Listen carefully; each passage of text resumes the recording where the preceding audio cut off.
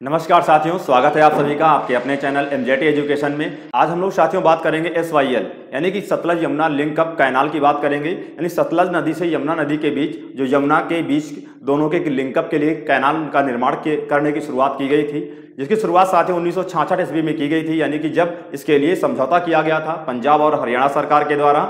जिसके बाद आप देखेंगे इसके इम्प्लीमेंट करने के लिए 1977 ईस्वी में लैंड एक्विजिशन हुआ था, यानी जमीन का अधिग्रहण कर लिया गया था और नहर का निर्माण कार्य शुरू भी कर दिया गया था। और हरियाणा सरकार ने तो अपने क्षेत्र में लगभग 92 किलोमीटर पूरी नहर का निर्माण भी कर डाला था।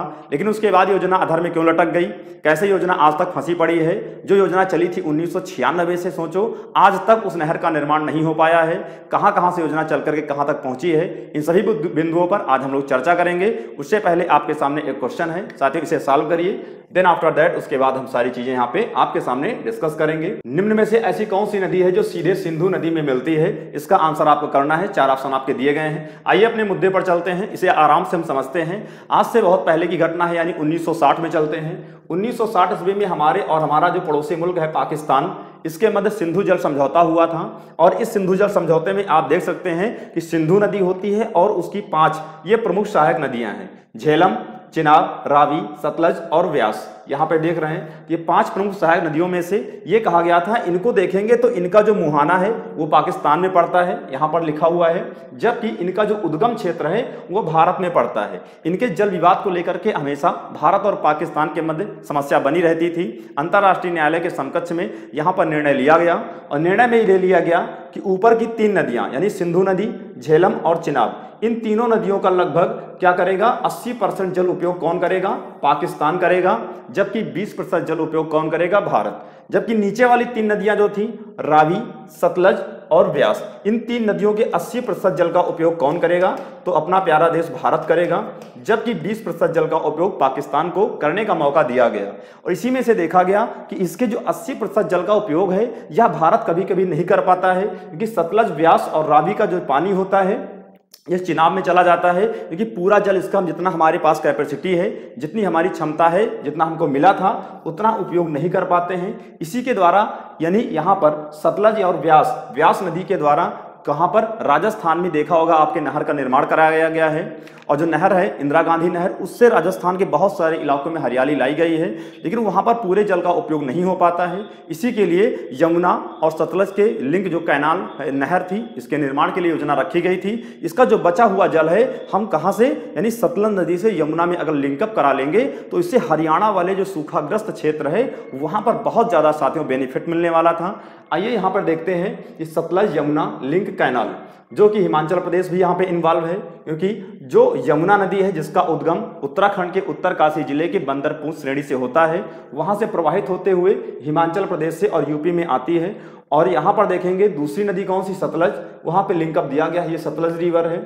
यहाँ से जा करके ये पूरी ऐसे नहर का निर्माण किया जाएगा, यानी ये नहर आपको यहाँ से जो रेड कलर का मैंने बनाया है यहाँ तक दिखेगी। अगर इसके लिंकअप से निर्माण से देखा होगा 92 किलोमीटर का जो एरिया है हरियाणा में पड़ता है, या पूरी तरीके से निर्माण कार्य पूरा हो चुका है। लेकिन जो हिस्सा पंजाब में पड़ता है, पंजाब में जो हिस्सा पड़ता है वह लगभग 122 किलोमीटर, यही कार्य अभी अधूरा पड़ा हुआ है। पंजाब सरकार ने पहले तो एग्रीमेंट किया था, समझौता किया कि हम नहर का निर्माण करना चाहते हैं, यानी कि 214 किलोमीटर लंबी इस परियोजना में पंजाब रोड़ा बना पड़ा है और इसने बाद में इस एग्रीमेंट से मना कर दिया। इसके बाद इसमें देखेंगे जो भी पॉइंट मैंने बताए हैं सब पॉइंट इसी में लिखे हैं, आप लोग यहाँ पढ़ सकते हैं, देख सकते हैं। उसके बाद हम आएंगे सुप्रीम कोर्ट। सुप्रीम कोर्ट में कौन, हरियाणा सरकार 1966 ईस्वी में कहाँ पहुंचती है साथियों, सुप्रीम कोर्ट। और सुप्रीम कोर्ट से गुहार लगाती है कि जो हमारी योजना पेंडिंग पड़ी है उसे निर्माण करवाया जाए। और सुप्रीम कोर्ट ने इसमें हस्तक्षेप करते हुए पंजाब सरकार को आदेश दिया, निर्देश दिया, कब, 2004 में। 2004 में जा करके पंजाब सरकार को ये निर्णय दिया, आदेश दिया कि आप क्या करिए, इसमें बाधा मत बनिए और देश के विकास में मुख्य भूमिका में आप भी सहयोग करिए और इस योजना को जो निर्माण कार्य अधूरा पड़ा है नहर का निर्माण करके और इस योजना का कार्य पूर्ण करवाइए। तब जाकर के पंजाब सरकार ने 2004 में, पंजाब विधानसभा देख सकते हैं, उन्होंने एक एक्ट पारित कर दिया, Punjab termination of agreement act. यानी इस एक्ट के पारित हो जाने के साथ ही पंजाब ने हरियाणा के साथ जो सतलज और यमुना कैनाल के लिए समझौता किया था वह समझौता समाप्त हो जाता है। यानी कि पंजाब सरकार को यह मौका मिल गया था कि अब वो इस योजना का निर्माण करवाना नहीं चाहती है, यानी उसकी मंशा बिल्कुल स्पष्ट हो चुकी थी। तब जाकर के आगे चल करके देखेंगे 2016 में तत्कालीन राष्ट्रपति एपीजे अब्दुल कलाम थे और डॉक्टर मनमोहन सिंह, यानी केंद्र में सरकार कांग्रेस की हुआ करती थी। और सुप्रीम कोर्ट ने अनुच्छेद 143 के तहत राष्ट्रपति को सलाह दिया, यानी राष्ट्रपति के संदर्भ में इस मामले की सुनवाई की गई कि पंजाब ने जो टर्मिनेशन एग्रीमेंट एक्ट पारित किया है वह वैधानिक है कि असंवैधानिक है, यानी वैधानिक है कि नहीं, उसकी वैधानिकता की जांच करने के लिए राष्ट्रपति के अंडर में संदर्भ में एक समिति बनाई गई। जांच में पाया गया कि पंजाब सरकार के द्वारा जो टर्मिनेशन एक्ट पारित किया गया 2004 में वह पूर्ण तरीके से क्या है, असंवैधानिक है। उसकी असंवैधानिक घोषित करने के बाद ही सुप्रीम कोर्ट ने निर्देश दिया दोनों सरकारों के मुख्यमंत्रियों को, यानी पंजाब और किसके, हरियाणा, दोनों को बैठ करके केंद्र सरकार के दिशा निर्देश में काम करना चाहिए और दोनों को इस मसले का हल आपस में निकालना चाहिए। और यहाँ पे देखेंगे पंजाब सरकार आखिर पीछे क्यों हट जाती है। आप सोचेंगे कि सुप्रीम कोर्ट और यहाँ पे राष्ट्रपति के हस्तक्षेप के बाद भी वो मानने के लिए तैयार नहीं है, अभी तक निर्माण नहीं हो पाया। क्योंकि हम यहाँ पे समझने का प्रयास करेंगे जो सिंचाई है, जल प्रबंधन है, वो मामला राज्य सूची का विषय हो जाता है, यानी उस पर राज्य चाहेगा तो समझौता करेगा, राज्य चाहेगा तो नहीं करेगा। जबकि अगर दो राज्यों के मध्य कोई नहर का निर्माण होगा, पानी का प्रबंधन होगा, जल समझौता होगा या अधिकरण का मामला होगा तो वह अनुच्छेद 262 के तहत संघ सूची का विषय है।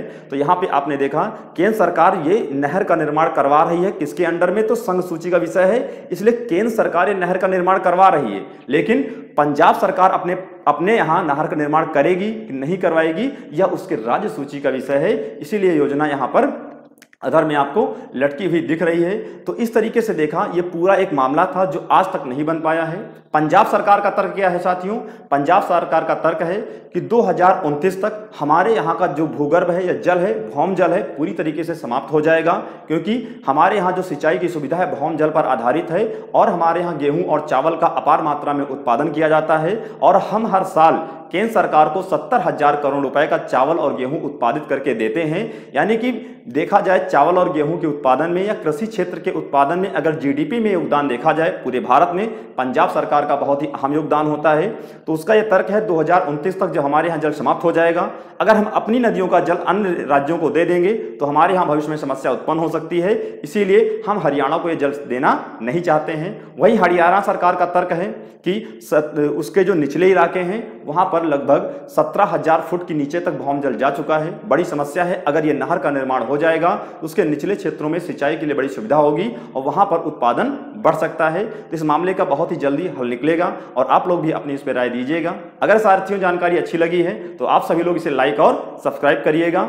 आते हैं अपने क्वेश्चन पर। निम्न में से कौन सी नदी है जो सीधे सिंधु नदी में मिलती है, तो आपको बताना था कौन सी नदी थी। इसमें से सीधे मिलने वाली नदी कौन सी हो जाएगी साथियों, चिनाब। चिनाब नदी सीधे सिंधु में मिलती है, जबकि अन्य नदियां सतलज भी किसकी, चिनाब की सहायक नदी है। झेलम पंजाब में जाकर के झंग नामक स्थान के पास कहाँ मिल जाती है, चिनाब में।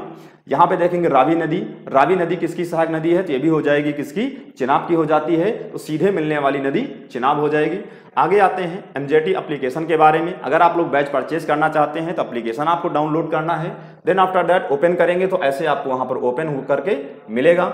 और उसके बाद देखेंगे कि वीडियो कोर्सेज के बारे में आएंगे। NTPC CBT GS special batch, Uttar Pradesh लेखपाल बैच, सामान्य ज्ञान सफलता तक बैच, उत्तर प्रदेश पुलिस खाकी बैच, ग्रामीण परिवेश, सामान्य हिंदी, अर्थव्यवस्था और राज्य व्यवस्था एवं संविधान। बहुत ही अच्छी तरीके से पढ़ाई गई है, पूरी क्लास फुल डिटेल वीडियो आपको मिलेगी। तो इसमें कोई भी इंफॉर्मेशन, अगर कोई भी वीडियो आपको लेना चाहते हैं तो बहुत ही जल्द आप परचेज कर सकते हैं, सारे पेड कोर्स में अवेलेबल हैं। और भी देखेंगे एमजेटी एप्लीकेशन पर बहुत सारी चीजें आपको फ्री में मिलने वाली हैं। फ्री पीडीएफ है, क्विज है, ई बुक, वीडियो कोर्स और बहुत सारा स्टडी मटेरियल अवेलेबल है। तो चलिए साथियों आज फिलहाल इतना ही, आगे फिर मिलेंगे। Okay, thank you so much. जय हिंद, जय भारत।